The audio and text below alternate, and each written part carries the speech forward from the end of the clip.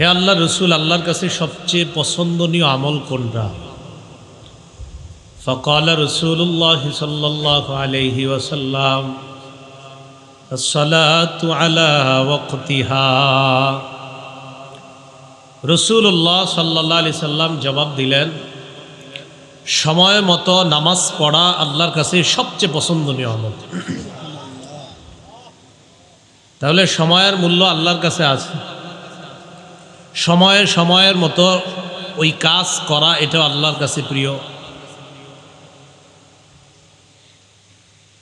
রসুল্লাহ সাল্লাল্লাহু আলাইহি সাল্লাম ইরশাদ করেন, নি'মাতানে মাগবুনুন ফীহিমা কাসীরুম মিনান নাস আস-সিহহাতু ওয়াল ফারাগ।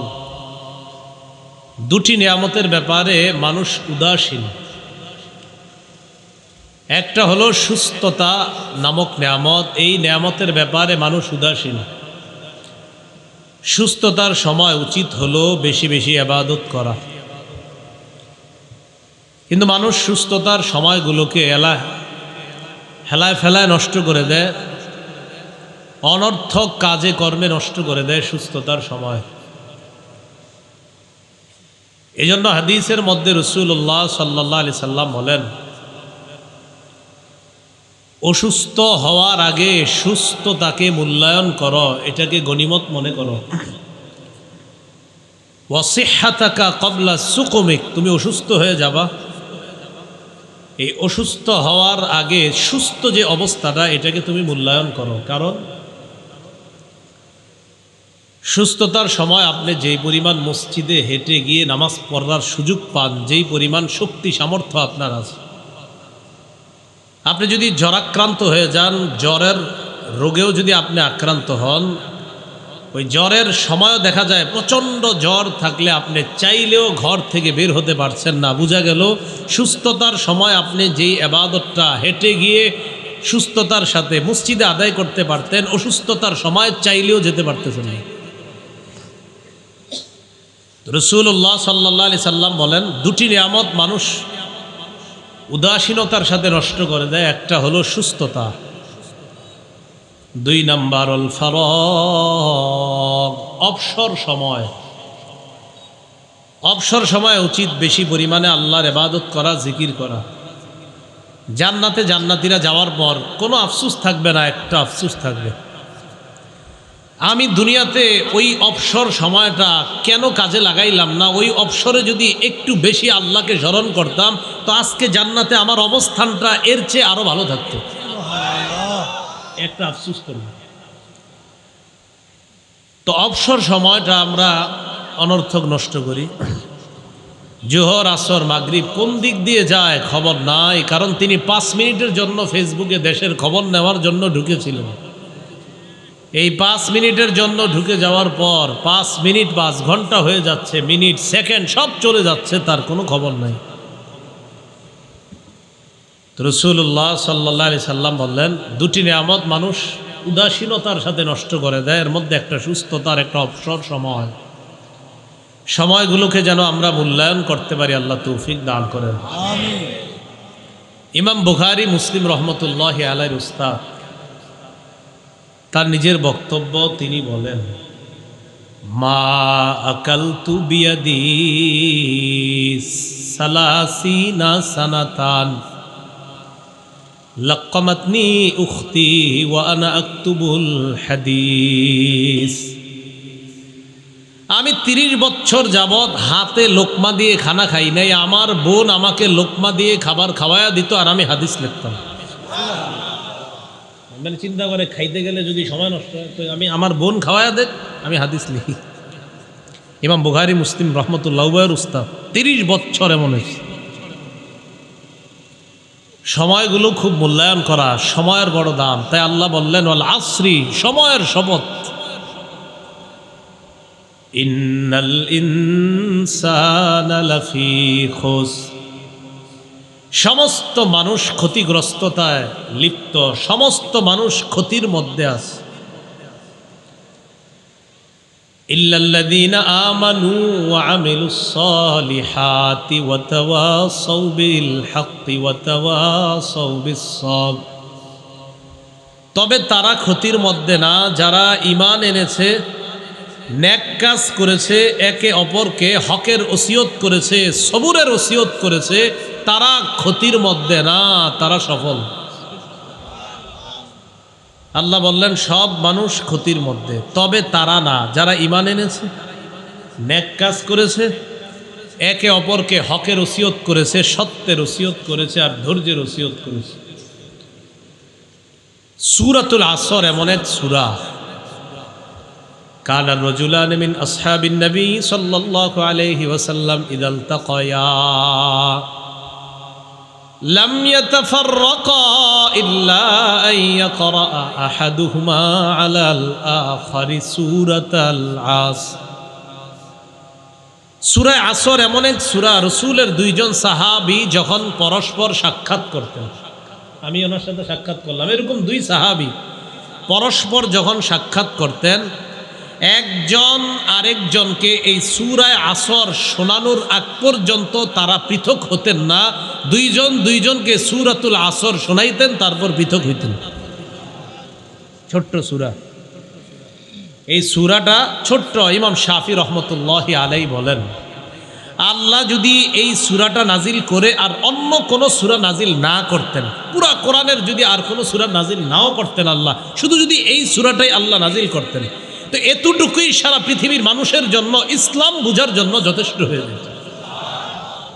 এই ছোট্ট সূরার মধ্যে আল্লাহ এত ব্যাপক কিছু রেখে দিয়েছেন। আমি আপনি চিন্তা করলেই বুঝি, আল্লাহ বলছে সব ক্ষতির মধ্যে, তারা না যারা ঈমান আছে। তো এটা নিয়ে চিন্তা করলেই তো হয়ে যায়। তো রাসূল সাল্লাল্লাহু আলাইহি সাল্লামের দুইজন সাহাবী সাক্ষাৎ করতেন, একজন আরেকজনকে এটা শোনাইতেন। সুম্মা ইউসাল্লিমু আহাদুহুমা আলাল আখর, এরপর একজন আরেকজনকে আসসালামু আলাইকুম বলে বিদায় নিতেন। বাকি সাক্ষাৎ করার পর একজন আরেকজনকে অবশ্যই এই সূরা শোনাইতেন। এখন মূল কথায় আসেন, আল্লাহ বললেন সবাই ক্ষতির মধ্যে, ইল্লাল্লাযীনা আমানু ওয়া আমিলুস সলিহাত, যারা ঈমান এনেছে তারা ক্ষতির মধ্যে না। ঈমান এনেছে মানে লা ইলাহা ইল্লাল্লাহ এটা স্বীকার করেছে, কালিমাতুত তাওহীদ স্বীকার করেছে। কালিমাতুত তাওহীদ স্বীকার করেছে মানে এটা বাস্তবায়ন করেছে। পড়েন তো আমার সাথে, লা ইলাহা ইল্লাল্লাহ, আল্লাহ ছাড়া কোনো ইলাহ নাই।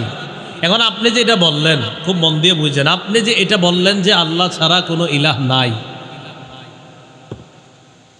তো এই আল্লাহ ছাড়া কোনো ইলাহ নাই এর অর্থ হলো দুনিয়ার ইলাহ, দিনের ইলাহ আল্লাহ, রাতের ইলাহ আল্লাহ, সকালের ইলাহ আল্লাহ, দিবসের মধ্যভাগের ইলাহ আল্লাহ, 24 ঘন্টার ইলাহ আল্লাহ, সেকেন্ড মিনিট সময় বছর দিন সব কিছুর ইলাহ।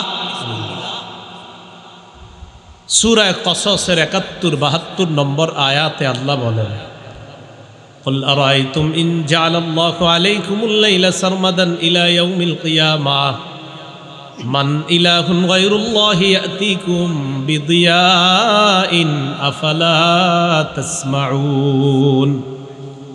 নবী আপনি বলেন, তোমরা কি ভেবে দেখেছো আল্লাহ যদি এই রাতকে কিয়ামত পর্যন্ত রাত রেখে দিতেন, যদি এটাকে আল্লাহ দিন না বানাইতেন, রাত্রকে যদি কিয়ামত পর্যন্ত আল্লাহ রাতই রাখতেন, তাহলে বলো আল্লাহ ছাড়া কে আছে যে এই রাতকে আলোকিত করে দিন বানাইতে পারে? আছে কেউ?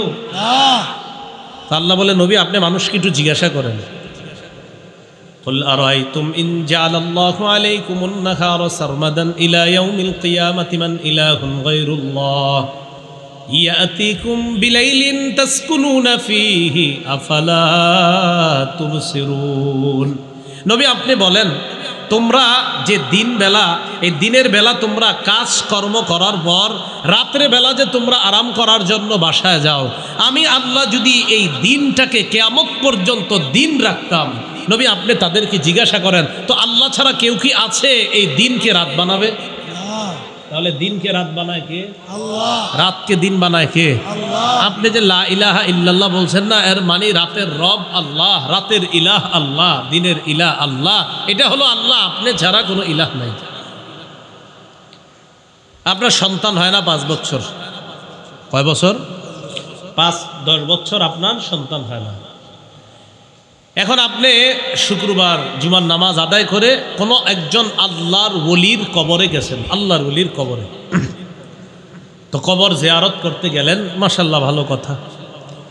জিয়ারত করছেন, করার পর এতক্ষণ দোয়া করছেন আল্লাহর ওলির জন্য, আল্লাহ আপনি তার কবরটা জান্নাতের বাগান বানায় দেন, আল্লাহ আপনি আপনার এই ওলিকে আরো মর্যাদা দান করেন। দোয়া এতক্ষণ ওলির জন্য দোয়া করলেন, সব করে দোয়া শেষ করার পর হাত মুইসা দোয়া শেষ করলেন, আমিন বিরহমাতিকা আরহামার রাহিমিন বইরা শেষ করার পর এবার অলিকে বলতেছেন, ও আল্লাহর ওলি, আমার 5 বছর সন্তান হয় না, আমার বিবির যেন সন্তান হয়, আপনি সন্তানটা দিয়ে।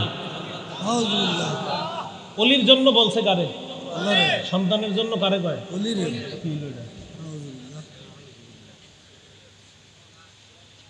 সূরা শুরা আয়াত নাম্বার 49-50 আল্লাহ পাক রব্বুল আলামিন বলেন, লিল্লাহি মুলকুস সামাওয়াতি ওয়াল আরদ ইয়াখলুকু মা ইয়াশা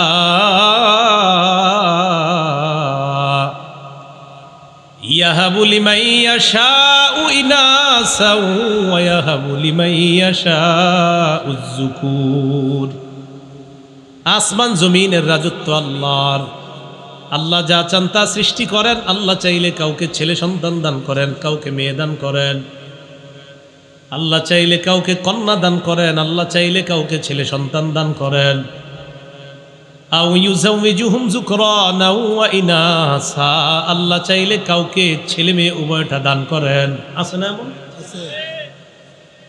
ওয়া ইয়াজআলু মান ইয়াশাউ আকীমা, আল্লাহ চাইলে ছেলেও দিবেন না, মেয়েও দিবেন না, এই নারীকে বন্ধা রাখবেন, এই ক্ষমতা একমাত্র কার? আল্লাহ। তো বলেন তো, ছেলে দে মেয়ে দে, ছেলে মেয়ে উভয়টা দেয়, আবার দিবেও না, সব ক্ষমতা কার? আল্লাহ।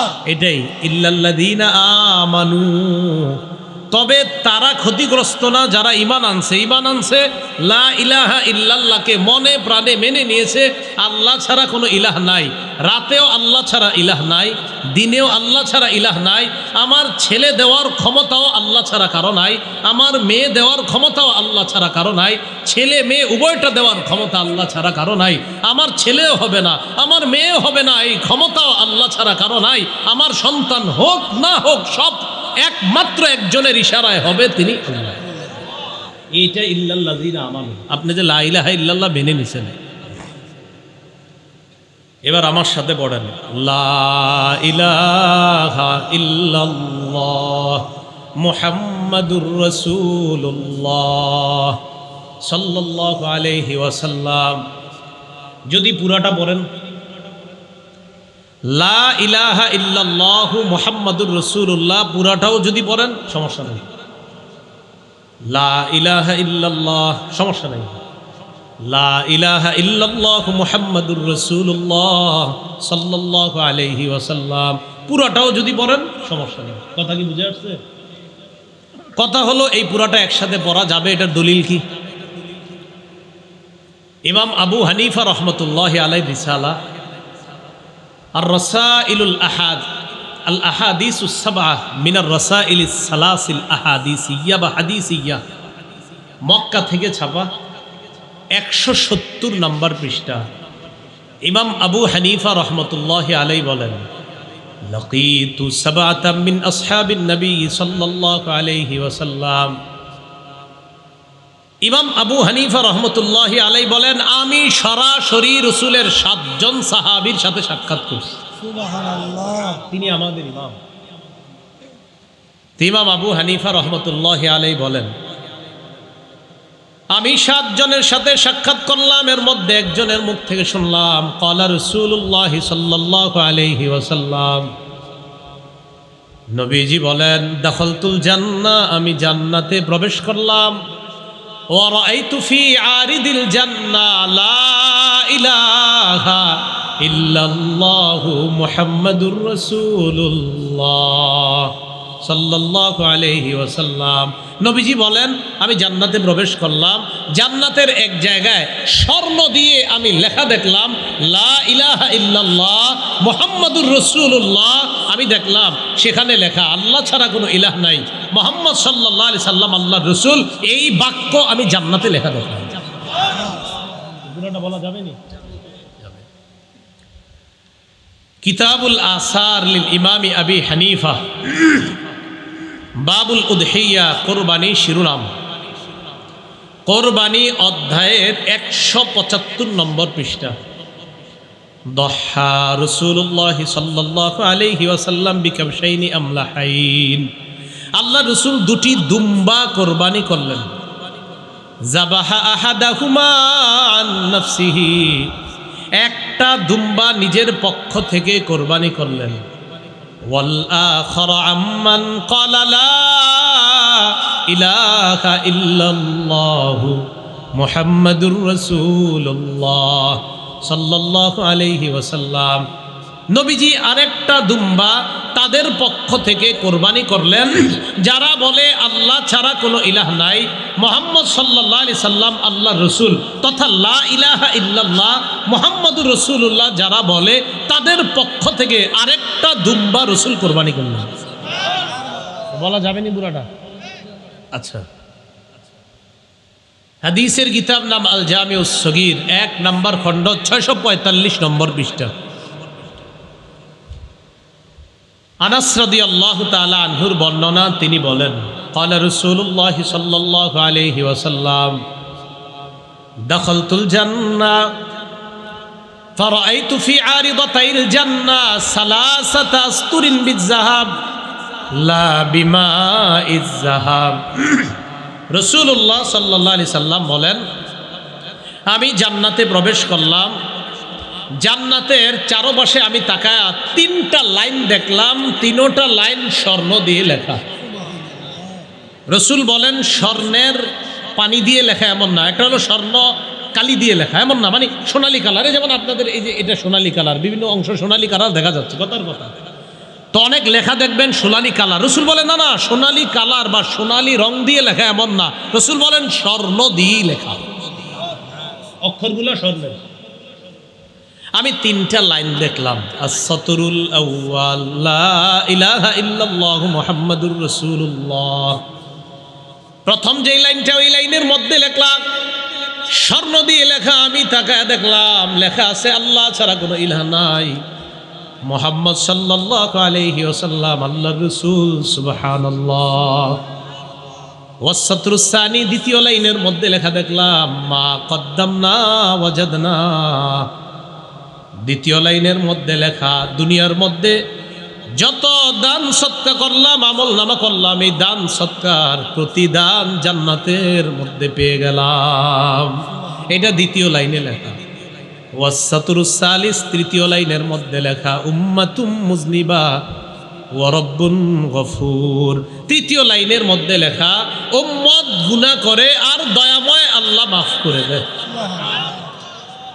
তাহলে বলেন তো 3 লাইনের 1 লাইনের মধ্যে কি লেখা? লা ইলাহা ইল্লাল্লাহু মুহাম্মাদুর রাসূলুল্লাহ। এখন কেউ যদি লা ইলাহা ইল্লাল্লাহ পড়ে সমস্যা নাই, কেউ যদি পড়ে লা ইলাহা ইল্লাল্লাহু মুহাম্মাদুর রাসূলুল্লাহ, তাও সমস্যা নাই। কথা কি বুঝে আসছে? তাহলে ঝগড়া না বুঝতে হবে? ঝগড়া করা যাবে। কিতাবের নাম আল মুস্তাদরাক লিল হাকিম, 3 নম্বর খণ্ড, 121 নম্বর পৃষ্ঠা। রাসূলুল্লাহ সাল্লাল্লাহু আলাইহি সাল্লাম পাহাড়ের পিছনে আত্মগোপন করে আছে। আপনারা জানেন কাফেরদের অত্যাচারে রাসূল সাল্লাল্লাহু আলাইহি সাল্লাম প্রায় 3 দিনের মতো আত্মগোপন করেছিলেন। তো রাসূলুল্লাহ সাল্লাল্লাহু আলাইহি ওয়াসাল্লাম আত্মগোপন করে আছেন। ইনতালাকা আবু যাররিন ওয়া ইবনু আম্মি আবি যাররিন রাদিয়াল্লাহু তাআলা আন। নবীজির সাহাবী আবু যর এবং তার চাচাতো ভাই রসুলকে তালাশ করার জন্য বের হলেন। ইয়াতলুবু রাসূলুল্লাহ সাল্লাল্লাহু আলাইহি ওয়াসাল্লাম, আল্লাহ রসুলকে তালাশ করতেছে। আবু যর, সাহাবী আবু যর এবং তার চাচাতো ভাই রসুলকে তালাশ করতেছে। কেন? যে নবী নাকি কি এক দাওয়াত দেয়, এই দাওয়াতটা তারাও শুনতে চায়, তারাও তখনও ঈমান আনেননি। এই আবু যর এবং তার চাচাতো ভাই 2 জন আল্লাহ নবীর সামনে গেছে।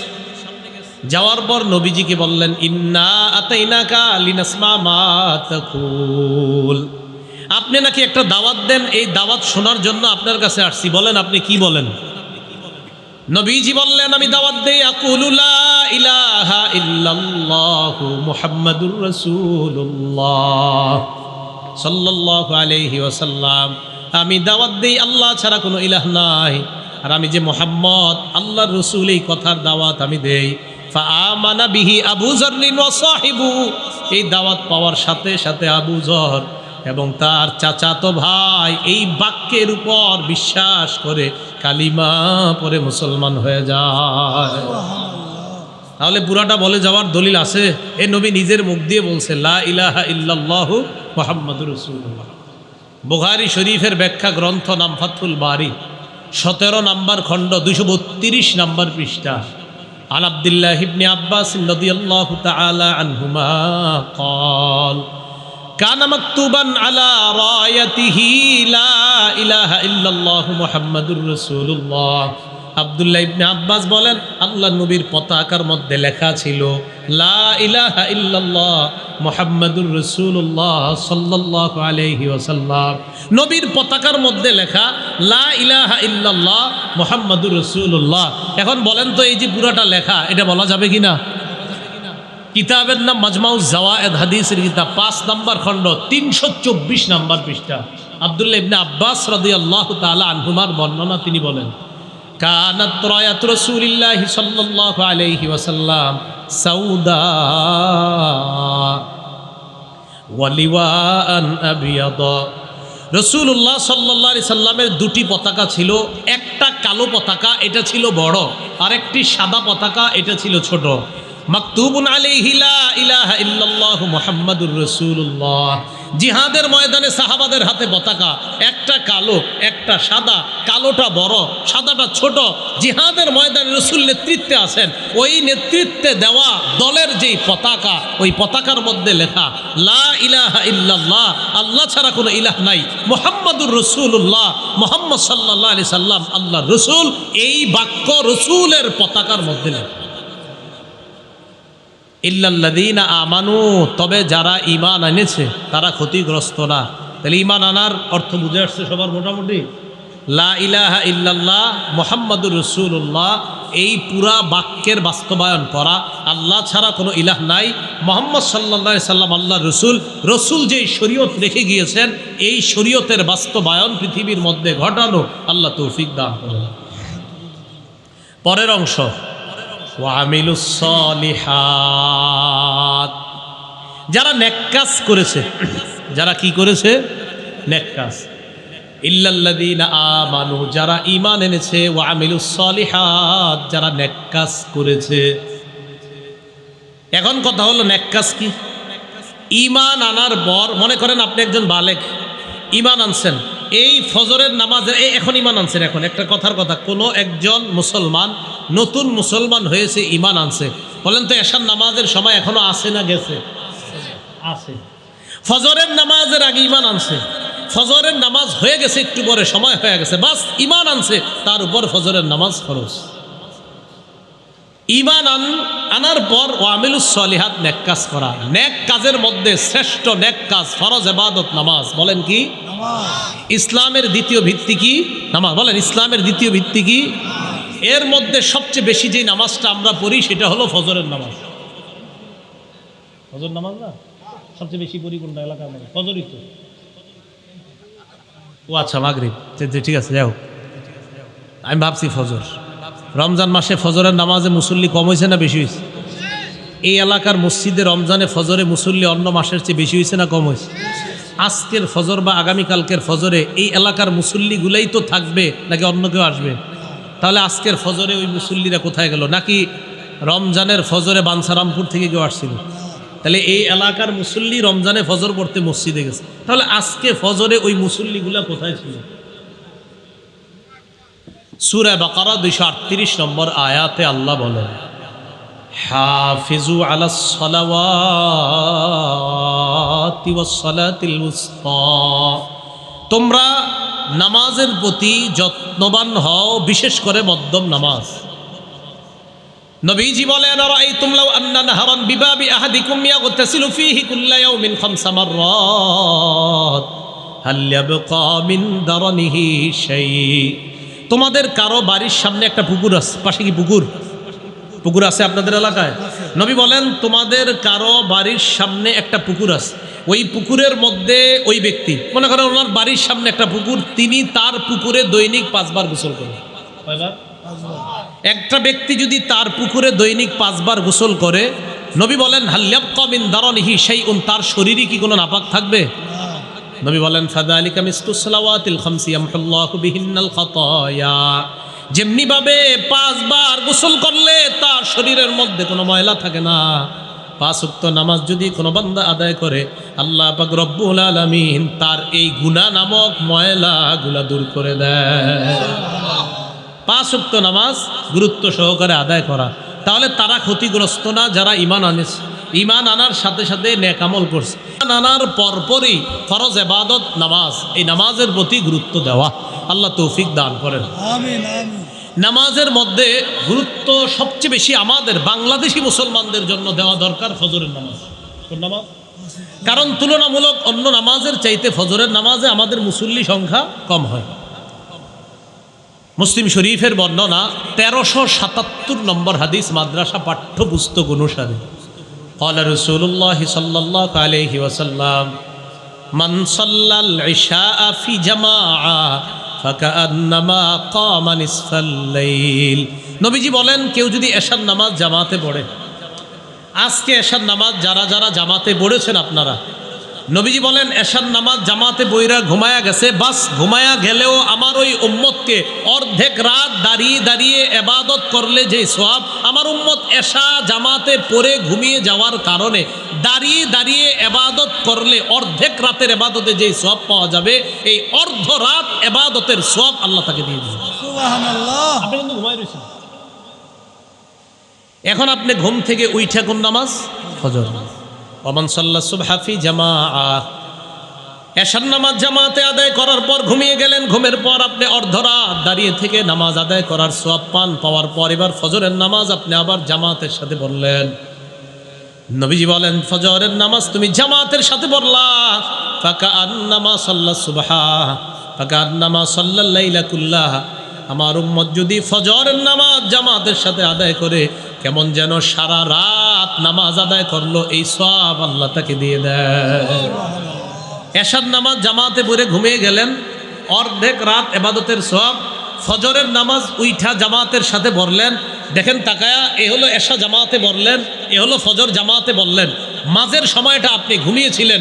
নবী বলেন এশা জামাতে পড়লা, অর্ধেক রাত ইবাদতের সওয়াব, উইঠা ফজর জামাতে পড়লা, সারা রাত নামাজ পড়ার সওয়াব। সুবহানাল্লাহ। আপনি সারা রাত নামাজ পড়ছেন না ঘুমাইছেন? ঘুমাইছি। কিন্তু আপনি সারা রাত নামাজের সওয়াব পাবেন। তিরমিজি শরীফের বর্ণনা 2164 নাম্বার হাদিস, 2164 নাম্বার হাদিস। এই হাদিসের মধ্যে রাসূলুল্লাহ সাল্লাল্লাহু আলাইহি সাল্লাম বলেন, ক্বালা রাসূলুল্লাহ সাল্লাল্লাহু আলাইহি ওয়াসাল্লাম মান সাল্লা সুবহা ফাহুয়া ফি জিম্মাতিল্লাহ, কোন ব্যক্তি যদি ফজরের নামাজ পড়ে সে আল্লাহর নিয়ন্ত্রণে চলে যায়, আল্লাহর জিম্মায় চলে যায়। ফালা ইউতবিআন্নাকুমুল্লাহু বিশাইইম বিজিম্মাতিহি, রাসূলুল্লাহ সাল্লাল্লাহু আলাইহি সাল্লাম বলেন, তোমাদেরকে যেন আল্লাহ কিয়ামতের ময়দানে তার জিম্মার ব্যাপারে কোনো প্রশ্ন না করে। এর মানে কোনো বান্দা ফজর পড়লো আর তার উপর তুমি অত্যাচার করলা, তারে গালি দিলা, তো কিয়ামতের মাঠে কিন্তু আল্লাহর সামনে দাঁড়াতে হবে। আল্লাহ বলবে, আরে আমার বান্দা ফজর পড়ছে, তুমি কিভাবে তারে গালি দিলে? ফজর যে পড়ছে তার ব্যাপারে তোমাদেরকে যেন আল্লাহ পাকড়াও না করে কিয়ামতের মাঠ। আবু দাউদ শরীফের বর্ণনা 561 নাম্বার হাদিস। ক্বালা রাসূলুল্লাহ সাল্লাল্লাহু আলাইহি ওয়াসাল্লাম, আল্লাহ নবী বলেন, বাশশিরিল মাশাইনা ফিজ যুলামি ইলাল মাসাজিদ বিন্নুরিত তাম্মি ইয়াউমাল কিয়ামা, যারা অন্ধকারে হেঁটে হেঁটে মসজিদে যায়, নবী বলেন তাদেরকে কিয়ামতের ময়দানে পরিপূর্ণ নূরের সুসংবাদ শোনায়। আপনি অন্ধকারে হেঁটে মসজিদে গেলেন, রসুল বলেন তাকে কিয়ামতের ময়দানে পরিপূর্ণ নূরের সুসংবাদ জানাও। আমার বান্দা দুনিয়াতে অন্ধকারে হেঁটে মসজিদে গেছে, কিয়ামতের ময়দানে আল্লাহ তাকে নূর দান করবেন, এই নূরের সুসংবাদ তাকে জানায় দেয়। 28 নম্বর পারা শেষ পৃষ্ঠা সূরা তাহরিমে আল্লাহ বলেন, নূরুহুম ইয়াসআ বাইনা আইদিহিম ওয়া বিআইমানিহিম, কিয়ামতের ময়দানে ইমানদাররা যখন চলবে পুরা কমপ্লিট নূরের একটা প্যাকেটের মধ্যে ইমানদার থাকবে। একদম পুরা চারপাশে নূর, এই নূরের মধ্যে ইমানদার হাঁটতে থাকবে। মুনাফিকরা বলবে উনজুরুনা নাক্তাবিস মিন নূরিকুম, ও ইমানদাররা একটু থামো না, তোমাগো কাছ থেকে আমরাও একটু নূর নেই, আমরাও একটু নূর নেই। তাইলারজিউ ওয়ারাআকুম, বলা হবে যাও পিছনে যাও, এখানে থাইকো না, যাও এখান থেকে যাও। তাহলে ইমানদাররা নূরের মধ্যে থাকবে, বেঈমানরা তাদের থেকে নূর নিতে চাইবে।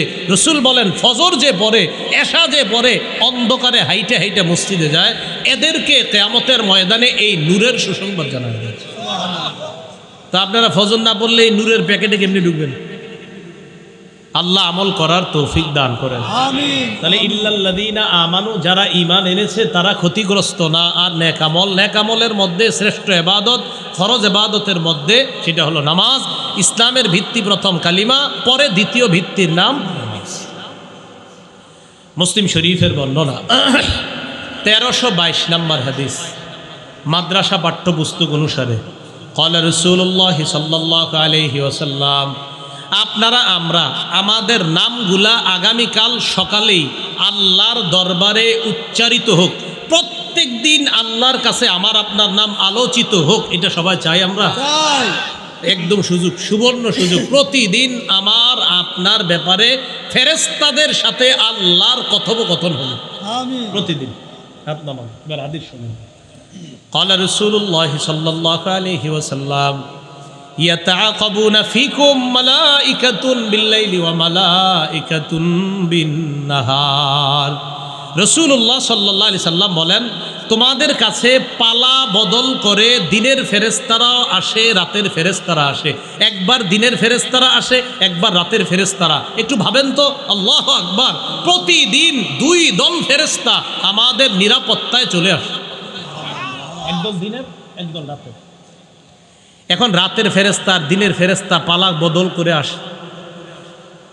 সুম্মা ইয়ারজুল্লাযীনা বাতু ফীকুম, আজকে রাতে যে ফেরেশতারা, এই যে এখনো কিন্তু ফেরেশতারা আছে, এই ফেরেশতারা যখন আগামীকাল সকালবেলা আল্লাহর কাছে যাবে, যাওয়ার পর ফায়াসআলুহুম ওয়া হুয়া আলামু বিহিম, আল্লাহ আমাদের ব্যাপারে ফেরেশতাদেরকে প্রশ্ন করবেন, আমাদের ব্যাপারে আল্লাহ জানেন। এরপরে আল্লাহ ফেরেশতাদেরকে বলবেন কাইফা তারাকতুম ইবাদি, আমার বান্দাদের কাছে তোমরা গেলা, আমার বান্দাদেরকে কোন অবস্থায় তোমরা রেখে আসলা? ফেরেশতারা জবাব দিবে, আল্লাহ আপনার এক আজীব বান্দা, তারা আতাইনাহুম ওয়া হুম ইউসাল্লুনা তারাকনাহুম ইউসাল্লুন, আল্লাহ তাদের কাছে যখন গিয়েছিলাম আসরের সময় গিয়া দেখি নামাজের মধ্যে, আর এখন তাদেরকে রেখে আসলাম ফজরের নামাজে। আল্লাহ গেছি যখন দেখি আসর পড়ে, আল্লাহ এখন আসছি এগুলা দেখি নামাজ পড়ে। মাবুদ কি আজীব বান্দা আপনার, গেলাম যখন তখনও দেখি নামাজে, মাবুদ আসলাম যখন তখনও দেখি নামাজে। আমার আপনার কথা আল্লাহর দরবারে আলোচিত হবে। আগামীকাল ফজর পড়বেন, ঠিক আপনি ফজর পড়ার পর নিশ্চিত থাকবেন যে আপনার কথা ফেরেশতারা আল্লাহর কাছে বলছে, আল্লাহ আপনার এই বান্দাটা এর যখন রেখে আসছি ফজর পড়তেছিল, আর যখন তার কাছে গেছি তখন আসর পড়তেছিল। তো পড়েন না, তাহলে ফজরের নামাজ দিয়ে দিন শুরু করবো ইনশাআল্লাহ। ঠিক আছে না? ইনশাআল্লাহ ফজরের নামাজ দিয়ে দিন শুরু। হাতে পায়ে ধরে বলি, নামাজ ছেড়ে দিয়েন না। আমাদের ইমানদার, আমরা যারা মুমিন, আমরা যারা মুসলমান, আমাদের তো এটা একটা গর্বের বিষয় যে আমরা আমাদের রবকে কত সুন্দর করে পবিত্র অবস্থায় প্রতিদিন স্মরণ করি। আর মুসলমানদের এটা গৌরবের বিষয় যে আমরা আমাদের দিন শুরু করি আমাদের রবের ইবাদত দিয়ে। এর চেয়ে আর কি? আল্লাহ আমাদের সকলকে ফজর দিয়ে দিন শুরু করার তৌফিক দান করেন। আমিন আমিন। বুখারী শরীফের বর্ণনা 557 নম্বর হাদিস, রাসূলুল্লাহ সাল্লাল্লাহু আলাইহি ওয়াসাল্লাম ইরশাদ করেন, লাইয়ালি জান্নার আহাদুন সাল্লা ক্বাবলা তুলুইশ শামসি ওয়া ক্বাবলা গুরুবিহা। নবীজি বলেন সূর্য ওঠার আগে এবং সূর্য ডুবার আগে, আলেম ছাড়া অন্যদের একজন বলবেন, আলেম ছাড়া অন্যদের থেকে একজন বলবেন, দেখি সবাই চুপ, রেডি হন। সূর্য উঠার আগে এবং সূর্য ডুবার আগে, খুব দ্রুত বলবেন কোন দুই নামাজ? আবার বলছি, সূর্য উঠার আগে সূর্য ডুবার আগে, জোরে বলবেন একজন, কোন দুই নামাজ? হ্যাঁ, একজন বলেন, একজন। ফজর এবং মাগরিব কি সূর্য ডুবার আগে? ফজর এবং আবার তাহলে এবার সবাই বলেন সূর্য উঠার আগে আর সূর্য ডুবার আগে দুই নামাজ আসর। হ্যাঁ, ফজর আর সূর্য উঠার আগে ফজর, সূর্য ডুবার আগে আসর। নবী বলেন সূর্য উঠার আগে আর সূর্য ডুবার আগে তথা ফজর এবং আসরের নামাজ যারা পড়বে লাইয়ালি জান্নার, সে কিছুতেই জাহান্নামে প্রবেশ করবে না। মানে অন্যগুলো ছেড়ে দিবেন। না। এই দুই নামাজ মানুষ অলসতা বেশি করে, তাই রসুল এই দুই নামাজের গুরুত্ব দিয়েছে। তাহলে ফজরের নামাজ দিয়ে আপনার দিন শুরু করা। আর মনে রাখবেন, আপনাদের এলাকার যে ব্যক্তি ফজর পড়ে ফেলছে, আপনি খোঁজ নিয়ে দেখবেন যাদের নিয়মিত ফজর পড়ার অভ্যাস, আল্লাহর রহমতে তারা বাকি চারক তো তাদের জন্য কষ্টই হয় না, ঠিক না? রাসূলুল্লাহ সাল্লাল্লাহু আলাইহি সাল্লাম, সহিহ বুখারীর বর্ণনা, ক্বালা রাসূলুল্লাহ সাল্লাল্লাহু আলাইহি ওয়াসাল্লাম মান সাল্লাল বারদাইন দাখালাল জান্নাহ। আল্লাহ নবী বলেন দুই শীতল নামাজ যে পড়ে, একটা হলো ফজরের নামাজ আর একটা আসরের নামাজ। দুই শীতল নামাজ মানে ফজরের সময় আবহাওয়াটা একটু ঠান্ডা থাকে, আসরের সময় আবহাওয়া ঠান্ডা থাকে। নবী বলেন এই দুই শীতল নামাজ যে পড়ে দাখালাল জান্নাহ, সে জান্নাতে প্রবেশ করে। এর মানে আমার কোনো উম্মত যদি এই দুই উক্ত পড়তে পারে, অন্যগুলো এমনি পড়বে। কারণ আসরের সময় একদল বাজারে যায়, আরেক দল মাঠে খেলতে যায়, আরেক দল জোহর পইরা যে খায় এমন ঘুম দেয় আর ওঠে না। আর ফজরের সময় অলসতার কথা আর কি বলবো। তো এই দুই নামাজ যদি কেউ পড়তে পারে তো নিশ্চিত থাকবেন অন্যগুলো ইনশাল্লাহ পড়তে পারে। মুনাফিকির খাতায় নাম যেন আমাদের মরণের আগে কখনোই লেখা না হয়। কারা কারা চাইতো সবাই ইনশাল্লাহ। ক্বালা রাসূলুল্লাহ সাল্লাল্লাহু আলাইহি ওয়াসাল্লাম লাইসা শাইউন আসকালা আলাল মুনাফিকিন, লাইসা সালাতুন আসকালা আলাল মুনাফিকিনা মিন সালাতিল ফজরি ওয়া সালাতিল ইশা। নবীজি বলেন মুনাফিকদের কাছে দুইটা নামাজ সবচাইতে কষ্টকর, দুইটা নামাজ সবচাইতে ভারী। বলেন মুনাফিকদের কাছে কয়টা নামাজ সবচাইতে ভারী? আচ্ছা, মুনাফিক কেন বলছে? মানে ইমানদারদের মাঝে একদল দাবি করে ইমানদার, একদল দাবি করে ইমানদার, কিন্তু কাজে করবে আসলে ইমানদার না। তো ইমানদারদের মধ্যে কেউ যদি এমন হয় যে ফজর থুর ভাল লাগে না, কিল্লেগা হুজুর আজানটা দেয়, আর যদি এশার নামাজের সময় থুর কি দরকার। নবী বলেন ফজর আর এশার নামাজ মুনাফিকদের কাছে সবচেয়ে ভারী নামাজ। তাহলে বলেন তো কয় দুই নামাজ মুনাফিকদের কাছে সবচেয়ে ভারী? ফজর আর এশা। নবী বলেন লাউ ইয়ালামুনা মা ফীহিমা, মানুষ যদি জানতো ফজর নামাজ আর এশার নামাজের কি উপকার, লাতাউহুমা ওয়ালাউ হাবওয়া, মানুষ গড়াগড়ি করে হলেও, হামাগুড়ি দিয়ে হলেও, প্যারালাইজ হয়ে যাওয়ার পর দৌড়ায় দৌড়ায় না পারে, হেঁটে হেঁটে না পারে, ওই লোকটা গড়াগড়ি করে মাটির মধ্যে গড়াগড়ি করে হলেও ফজর আর এশার নামাজ মসজিদে গিয়ে আদায় করত যদি ফজিলত জানত। ফজর আর এশার নামাজের কি ফায়দা মানুষ যদি জানতো, গড়ায়া গড়ায়া হলেও মসজিদে গিয়ে ফজর আর এশার নামাজ আদায় করত। তাহলে মুনাফিকদের কাছে কয় নামাজ ভারী? ফজর আর এশা। আল্লাহ আমগো নাম যেন মুনাফিকদের খাতায় না লেখে। ফজর, এশা আর আসর, তিন নামাজের খুব গুরুত্ব পেয়ে গেলাম। এই নামাজগুলা সহ বাকিগুলা তো এমনি সহজ আমাদের জন্য, আল্লাহ আদায় করার তৌফিক দান করেন। উমরা আর হজের সওয়াব প্রতিদিন চান কারা কারা? টাকা নাই কিন্তু উমরা হজের সওয়াব ডেলি পাইবেন, একদম সত্যি, কালকে সকালেও পাইবেন যদি চান। রাসূলুল্লাহ সাল্লাল্লাহু আলাইহি সাল্লাম বলেন মান সাল্লাল গাদাতা ফি জামাআ, কোন ব্যক্তি ফজরের নামাজ পড়ছে জামাতের সাথে, সুম্মা কাদা ইয়াজকুরুল্লাহ হাত্তা তাতলুআ শামস, নামাজ পড়ার পর বসে বসে জিকির করতেছে, কথার কথা আপনার সুবহানাল্লাহ, আলহামদুলিল্লাহ, লা ইলাহা ইল্লাল্লাহ, আল্লাহু আকবার, জিকির করতে করতে সূর্য উঠে গেছে। ফজর পড়ছে, পড়ার পর জিকির করতেছে, জিকির করতে করতে সূর্য উঠছে। সূর্য ওঠার পর হারাম সময় চলে যাওয়ার পর সুম্মা সাল্লা রাকাতাইন, এরপর 2 রাকাত নামাজ আদায় করে। আবার বলছি, ফজর বললেন, সূর্য ওঠা পর্যন্ত আপনার যা মন চায়, কোরআন পড়তে মন চায় পড়েন, জিকির করতে মন চায় করেন, তালিমে বসতে মন চায় বসেন। তো আপনি বসে আছেন সুবহানাল্লাহ আলহামদুলিল্লাহ, মানে দুনিয়াবি কোনো কাজে আপনি নাই, আপনি ফজর নামাজ পড়ার পর দুনিয়াবি কোনো কাজ না করে হয়তো তেলাওয়াতে আছেন, না হয় কেউ ভালো কথা বলতেছে এটা শুনতেছেন, না হয় তালিম হইতেছে বসে বসে শুনতেছেন। এইগুলা করার পর সূর্য উঠে গেছে। সূর্য ওঠার পর যে হারাম সময় আছে আপনার, এই হারাম সময় চলে যাওয়ার পর আপনি 2 রাকাত নামাজ পড়লেন। রাসূল বলেন কানাত লাহু কাজরি হাজ্জাতিন ওয়া উমরা, আল্লাহ তাকে একটা হজ একটা উমরার সওয়াব দেন। সুবহানাল্লাহ। ডেলি করার সুযোগ আছে না? করে না, আপনি তো ব্যাগ লিয়ে চলে যান অফিসে, একটু পরে যান, একটু সময় নেন। বিবিরে বলেন নাস্তা নাস্তা সব রেডি রাখবা, আবার বিবির উপর জুলুম করে না। রেডি রাখবা মানে কি, তুমি ফজর পড়বা, ফজরের পর তেলাওয়াত করবা, এরপর নাস্তা বানাই তো রেডি রাখবা। আমি মসজিদ থেকে আইসা, যদি অফিস তাড়াতাড়ি হয় তো আমি আইসাই একটা প্যাকে দিয়ে দিবা, বাড়ি নিয়ে চলে যাব, গাড়িতে বসে বসে খেয়ে বলবো কেন আমার ইবাদতটা যেন না ছুটে, যদি পারেন আর কি চেষ্টা করবেন, আল্লাহ তৌফিক দান করেন। তাহলে হজ উমরার সওয়াব, এই ফজিলত অর্জন করার সুবর্ণ সুযোগ, ঠিক না? আল্লাহ আমাদেরকে আমল করার তৌফিক দান করেন। তো বলছিলাম ফজরের নামাজটা আমরা গুরুত্ব দিব, ফজরের নামাজ দিয়ে আমাদের দিন শুরু করব। তো ইল্লাল্লাযীনা আমানু, তারা ক্ষতিগ্রস্ত না যারা ঈমান এনেছে, ও আমিলুস সলিহাত, নেক কাজ করেছে, তারা ক্ষতিগ্রস্ত না। এখন কথা হলো প্রচুর আমল জমা করছেন। কথার কথা, আপনাদের এলাকার আব্দুর রহিম শনি রবি সোম মঙ্গল বুধ বৃহস্পতি 6 দিন 5 6 30 ওয়াক্ত নামাজ পড়ছে। শুক্রবার দিন সকালবেলা ফজর পড়ছে হলো 31, জুমা পড়ছে হলো 32। 32 ওয়াক্ত নামাজ পড়ার পর এক জায়গায় রওনা করছে। কিও আব্দুর রহিম, কই যাও?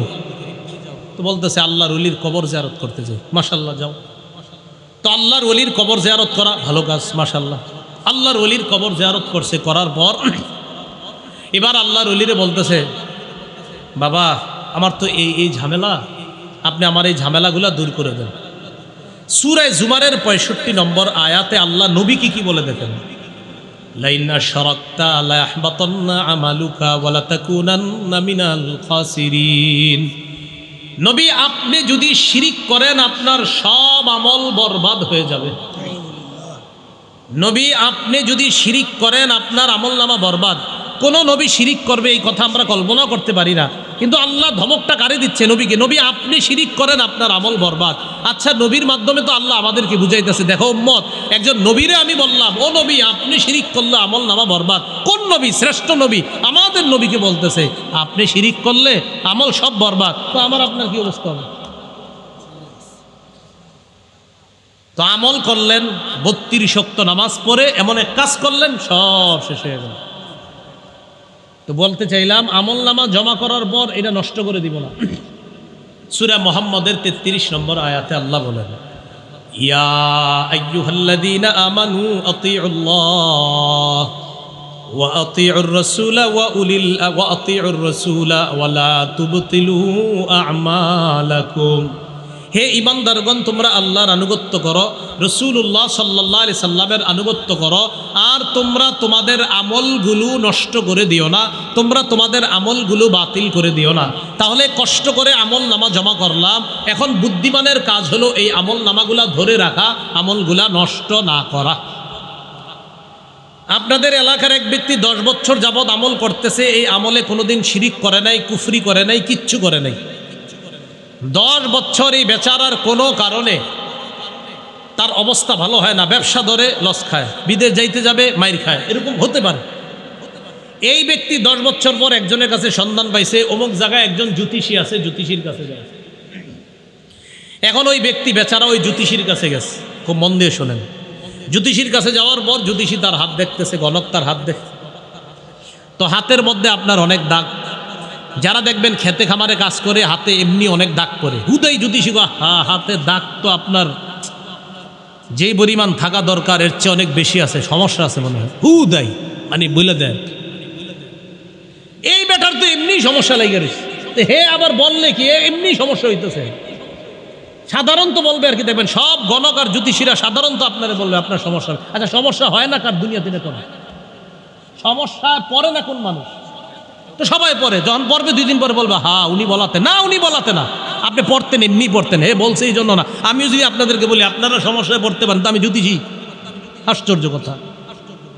রাসূলুল্লাহ সাল্লাল্লাহু আলাইহি সাল্লাম যেটা বলছে এটা শুনে নেব, মান আতা আররাফা ফাসাদ্দাকাহু বিমা ইয়াকুল ফাকাদ কাফারা আলা উনজিলা ফাকাদ কাফারা বিমা উনজিলা আলা মুহাম্মাদিন সাল্লাল্লাহু আলাইহি ওয়াসাল্লাম। কোন ব্যক্তি যদি জ্যোতিষীর কাছে যায়, জ্যোতিষীর কথা বিশ্বাস করে, গণকের কথা বিশ্বাস করে, আল্লাহ নবী বলেন আমি নবীর উপর আল্লাহ যা নাজিল করেছেন এই লোকটা সব অস্বীকার করলো। যে ব্যক্তি গণকের কাছে যায়, জ্যোতিষীর কাছে যায় আর যা বলে বিশ্বাস করে নেয়, সে কেমন যেন মুহাম্মদ সাল্লাল্লাহু আলাইহি সাল্লামের উপর যা আল্লাহ নাজিল করছে সে সব অস্বীকার করছে। সে 10 বছর ইবাদত করে লাভ হলো, সব শেষ করে দিল। তো বলছিলাম ইল্লাল্লাযীনা আমানু, তারা ক্ষতিগ্রস্ত না যারা ঈমান এনেছে, ওয়া আমিলুস সলিহাত, নেক কাজ করেছে। ভাই এখন বলেন নেক কাজ করেছে, বলেন ধরে রেখেছে। শুধু বললে হবে না, এটা ধরে রাখতে হবে। আপনি নষ্ট করে দিলে হবে না, এটা ধরে রাখতে হবে নেক আমলটা। তাহলে নেক কাজ করেছে না, না ধরে রেখেছে। নেক কাজ তো করলেন, করার পর এমন এক কাজ করছেন সব শেষ। তাহলে নেক কাজ করার পর এটার উপর অটল থাকা, আল্লাহ তৌফিক দান করুন। আমিন। এই জন্য আল্লাহর কাছে বেশি দোয়া করবেন, আল্লাহ আমি যে নেক কাজগুলা করি আপনি কবুল করেন, আর আমার এই নেক কাজগুলোর মধ্যে যেন কোনো কুফুর শিরিক না ঢুকে, আল্লাহ আপনি আমাকে হেফাজত করেন। এই দোয়া আল্লাহর কাছে করা। একজন নারী সুতা পাকাইছে, কষ্ট করে সুতা এইভাবে পাকাইতে পাকাইতে মাগরিবের সময় গিয়ে মোটা একটা রশি হয়েছে। মাগরিব পর্যন্ত এই রশি বানানোর পর মাগরিবের নামাজ পইরা আপনি বাসা গেছেন, মসজিদ থেকে গিয়ে দেখেন সব টুকরা টুকরা করে ফেলছে। তো সারাদিন রশি দিয়ে পাকাইলো, এটা লাভ হইল কি?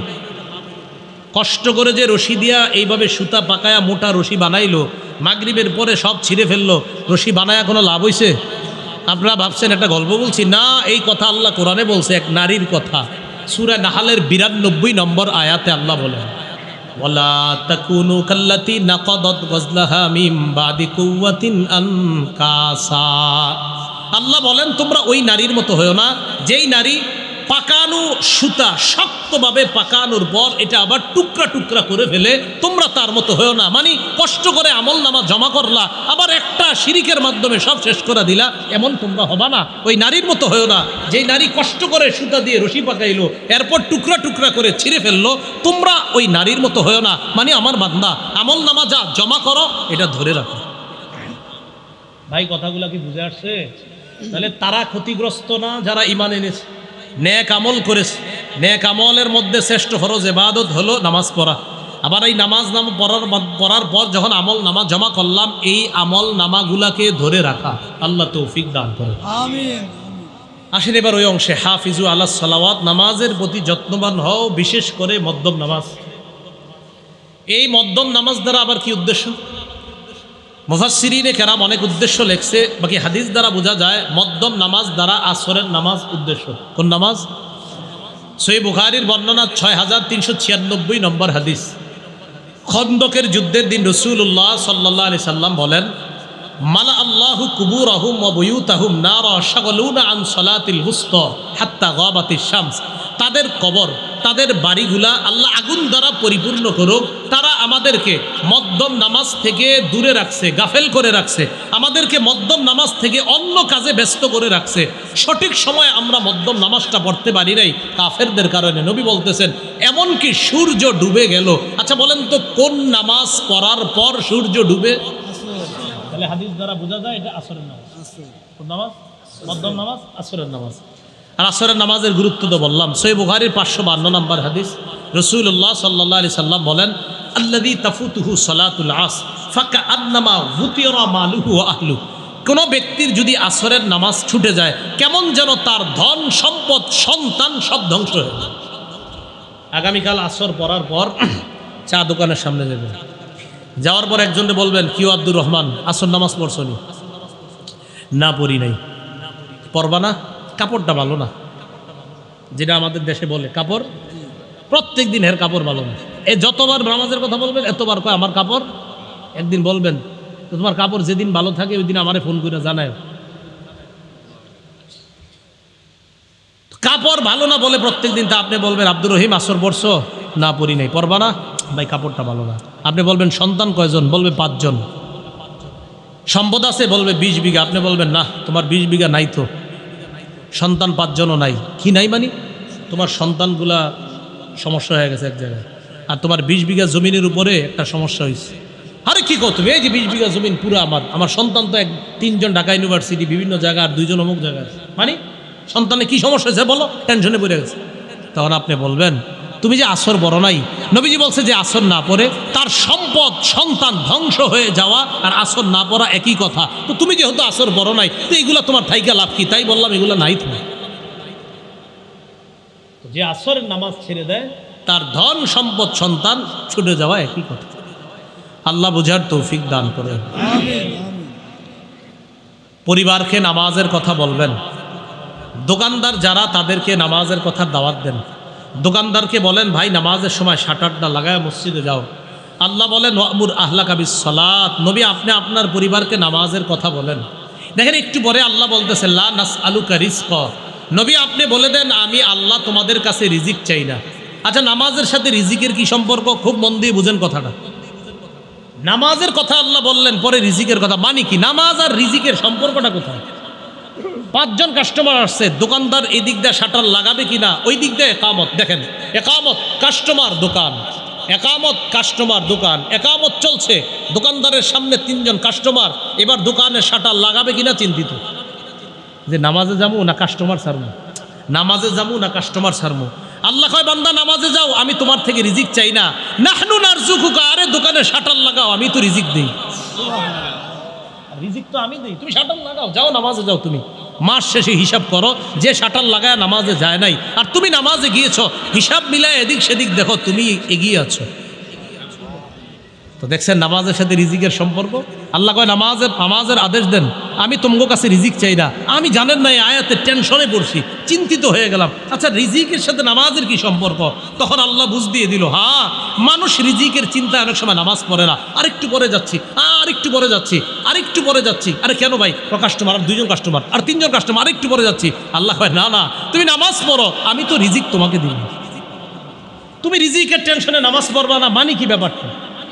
আল্লাহ কথাগুলা বুঝার তৌফিক দান করে। আমিন। বলেন নামাজের সময় আমাদের রিজিকের যে পেরেশানি, যে না না একটু পরে যাই, একটু না না একটু পরে না, আগে নামাজ পরে ওই চিন্তা, কারণ আমার রিজিকের দায়িত্ব কার? তো এই জন্য মনে রাখবেন, বৈধ পন্থায় হালাল রিজিক তালাশ করা, অবৈধ পন্থায় হালাল রিজিক তালাশ না করা। বৈধ পন্থায় হালাল রিজিক তালাশ করা, হালাল রিজিক তালাশ করা মানে আমি একজন মুসলমান, নামাজের সময় বাস নামাজ পড়ি, ব্যবসার সময় বাস ব্যবসা করি, খালাস।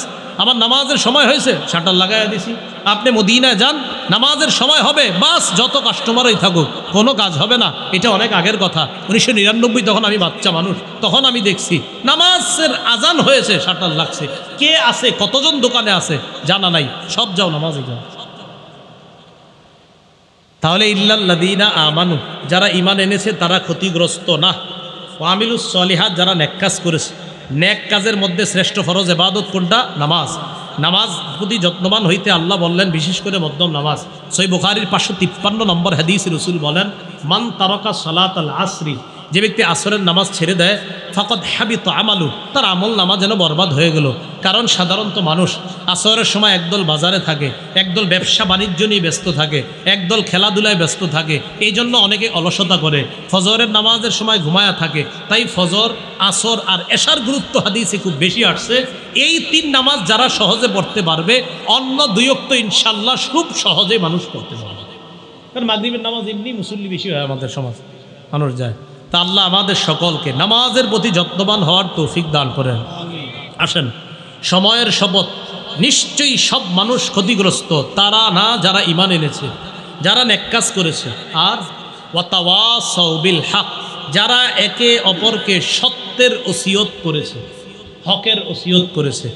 আমার সাথে বলেন, হকের উপর অটল থাকতে হলে অটল থাকতে হলে ধৈর্যের প্রয়োজন। ধৈর্যের প্রয়োজন। আল্লাহ শেষে বলে ওয়াতাওয়াসাউ বিস সবর, যারা একে অপরকে সত্যের ওসিয়ত করে, হকের ওসিয়ত করে, আর ধৈর্যের ওসিয়ত করে। কেন? হকের উপর থাকতে হলে ধৈর্যের প্রয়োজন হয়। তাই তারা ক্ষতিগ্রস্ত না যারা ঈমান এনেছে, নেক কাজ করেছে, হকের ওসিয়ত করেছে, ধৈর্যের ব্যাপারে একে অপরকে ওসিয়ত করেছে, তারা ক্ষতিগ্রস্ত না। আল্লাহ আমাদের সকলকে ক্ষতিগ্রস্ত যারা, তাদের থেকে হেফাজত করে, যারা সফলকাম ঈমানদার, তাদের দলভুক্ত হওয়ার তৌফিক দান করেন। সূরা আসরের এই শিক্ষা যেন আমরা সমাজে, রাষ্ট্রে, সর্বত্র, সব জায়গায়, ঘরে বাহিরে, ব্যক্তি জীবনে, পারিবারিক জীবনে, সামাজিক জীবনে, রাষ্ট্র জীবনে, অর্থনৈতিক জীবনে, আন্তর্জাতিক জীবনে যেন আমরা বাস্তবায়ন করতে পারি। আল্লাহ তৌফিক দান করেন। আমিন। খুব একটু একটু সর্বশেষ। ব্যক্তি জীবন, পারিবারিক জীবন, সামাজিক জীবন, অর্থনৈতিক জীবন, রাষ্ট্রীয় জীবন, আন্তর্জাতিক জীবন, 6 জীবন। প্রথমত পারিবারিক জীবনে নামাজ কায়েম করবেন। 2 সামাজিক জীবন, আপনার সমাজে মানুষকে নামাজের দাওয়াত দিবেন। 3 রাষ্ট্রীয় জীবন, রাষ্ট্রের মানুষকে নামাজের দাওয়াত দিবেন। 4 আন্তর্জাতিক জীবন, এই আন্তর্জাতিক জীবনেও মানুষকে আপনি নামাজের দাওয়াত দিবেন। তো এই নামাজের দাওয়াতটা নিজে তো নামাজ পড়বেন, 2 নাম্বার পরিবারকে নামাজ পড়াবেন, 3 নাম্বার সমাজকে নামাজ পড়াবেন, 4 নাম্বার রাষ্ট্রের মানুষগুলাকে নামাজ পড়াবেন, 5 নাম্বার আপনি নামাজের দাওয়াত সারা পৃথিবীর মধ্যে দিবেন। সারা পৃথিবীর মধ্যে তার ঈমান আনার পরের যে কাজটা ইকামুস সালাহ, অর্থাৎ নামাজ কায়েম করা, এটার হক আদায় হবে। আল্লাহ পাক রব্বুল আলামিন আমাদের সকলকে ঈমানের গুরুত্ব, ঈমানের চাওয়া, ঈমানের চাহিদা যেন আমরা বুঝতে পারি, আল্লাহ তৌফিক দান করেন। আমিন ওয়া আখিরু দাওয়ানা আলহামদুলিল্লাহি রাব্বিল আলামিন। আমাকে একটা ঘোষণা দেওয়ার জন্য বলা হয়েছে। ঘোষণাটা হলো, আমি মাহফিলে প্রশ্ন উত্তর দিই না। হ্যাঁ, ঘোষণাটা হলো, আপনার এই একটা ভিডিও আছে দেখবেন, মাহফিলে যে প্রশ্ন উত্তর দিই না, ওই ভিডিওতে আবার দলিল দিছি কেন দিই না। হ্যাঁ,